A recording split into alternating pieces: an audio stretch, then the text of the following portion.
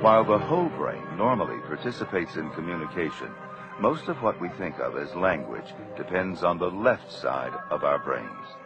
The area for language on the left side is more densely wired and even structured differently than the same area on the right.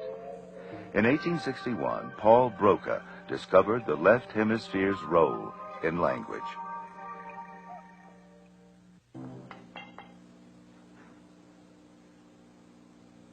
This brain changed the course of neuroscience. It belonged to a stroke patient nicknamed Ta.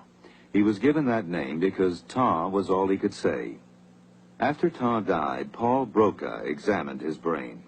Because Ta could not speak, Broca concluded the damaged part of the left hemisphere was responsible for language. It's now called Broca's area.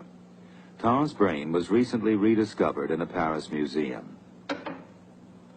Scientists x-rayed it with a CAT scan. The black area in the left hemisphere is where the damage occurred.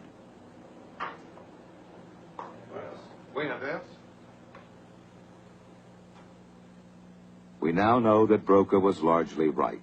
Damage to Broca's area does disrupt language.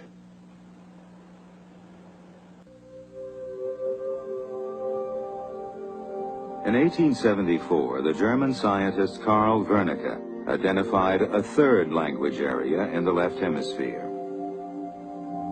Broca's area in front plays a major role in speech production and grammar. The strip in the middle controls and coordinates movement, but Wernicke's area is involved both in the formation of what is said and in comprehension. When it's damaged, speech seems fluent but doesn't make sense. We now know how we process and repeat words. First, sound travels as nerve impulses to Wernicke's area, where it's analyzed, to Broca's area, where sounds are assembled into sequences, and finally to the motor cortex, which directs movement and sends signals to the speech muscles.